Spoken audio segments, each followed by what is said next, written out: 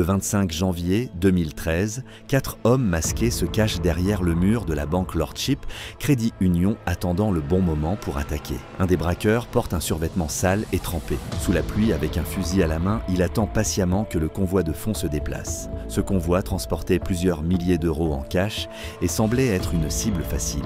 Il était escorté par des membres de la Garda, la police irlandaise. Alors que le convoi démarre, une Volkswagen Passat de couleur sombre surgit et bloque la route. Les hommes masqués sortent alors, se rapprochent de la voiture de la police. Le détective Adrian Donohoe se décale et voit alors la voiture bloquer le fourgon blindé. Il tourne la tête et aperçoit le fusil contre son épaule droite et est abattu sans sommation. Aucune demande.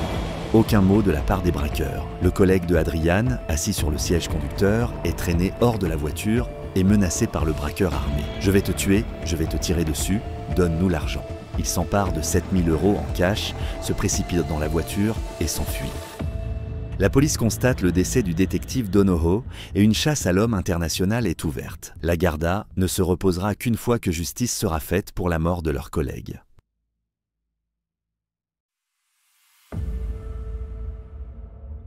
Pour comprendre l'histoire d'Adrian Donohoe, il faut remonter en arrière, bien avant le drame de 2013, car l'Irlande est un pays façonné par la violence politique, les divisions communautaires et une frontière qui a toujours été plus qu'une simple ligne sur une carte. Tout commence à la fin des années 1960. L'Irlande du Nord, encore sous autorité britannique, est une société divisée. Les catholiques nationalistes, minoritaires, réclament plus de droits et rêvent de réunification avec la République d'Irlande. Les protestants unionistes, majoritaires, veulent rester au sein du Royaume-Uni et craignent de perdre leur pouvoir. Les tensions éclatent en émeutes, puis en conflits armés. Pendant près de 30 ans, l'Irlande du Nord vit sous le feu. On appelle cette période sombre les troubles. Plus de 3500 morts, des dizaines de milliers de blessés, des familles détruites. Des communautés entières séparées par la haine. Dans ces années-là, la frontière entre le nord et le sud devient une cicatrice visible. Les routes secondaires sont fermées. Les checkpoints militaires se multiplient. Les habitants vivent entourés de miradors, de barbelés et de fouilles incessantes. Traverser la frontière, c'est franchir une barrière de peur. Puis, en 1998, un miracle politique, l'accord du Vendredi Saint. Après 30 ans de guerre larvée, unionistes et nationalistes trouvent un terrain d'entente. La paix semble enfin possible. Les checkpoints disparaissent. Les soldats britanniques quittent les villages frontaliers. La frontière devient invisible. Pour beaucoup d'Irlandais, c'est une renaissance. Pendant ce temps, au sud, la République d'Irlande connaît une métamorphose. Dans les années 1990 et 1000, c'est le Celtic Tiger. L'économie explose, les investissements étrangers affluent, le pays s'enrichit à une vitesse fulgurante. Mais en 2008, tout s'écroule. La crise financière frappe de plein fouet. Les banques s'effondrent, les chantiers s'arrêtent, le chômage explose. Une nouvelle forme de colère gronde dans la population. Et dans l'ombre de la paix, d'autres guerres commencent. Quand les groupes paramilitaires déposent les armes, certains de leurs anciens membres refusent de se réinsérer. Pour eux, le combat armé se transforme en business. Trafic de cigarettes, contrebande de carburant, drogue venue d'Europe, blanchiment d'argent, la frontière, autrefois militarisée, devient un terrain idéal pour ces activités illégales. Les gangs profitent d'un territoire poreux, difficile à contrôler. Et dans les villes proches de la frontière, comme Dundalk, cette criminalité s'enracine profondément. Face à ces menaces, la Garda Síochána, la police nationale irlandaise, reste en première ligne. Créée en 1922, elle est respectée dans tout le pays. La plupart de ses agents ne portent pas d'armes à feu, symbole d'un lien de confiance avec la population. Mais cette confiance a un prix.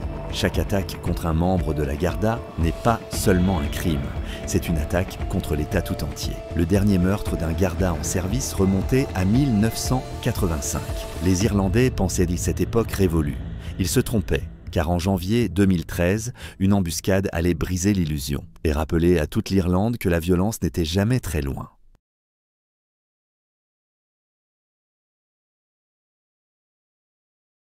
L'inspecteur de police Adrian Donohoe, assassiné lors d'un vol à main armée à la Lordship Credit Union, près de Dundalk dans le comté de Louth, a grandi dans le petit village de Kilnalek, à Cavan. Fils de Hugh et Peggy Donohoe, il a passé son enfance dans une petite ferme du village aux côtés de ses frères et sœurs Alan, Colm, Martin, Anne et Mary. En juillet 1994, il a pris la décision qui allait définir sa vie.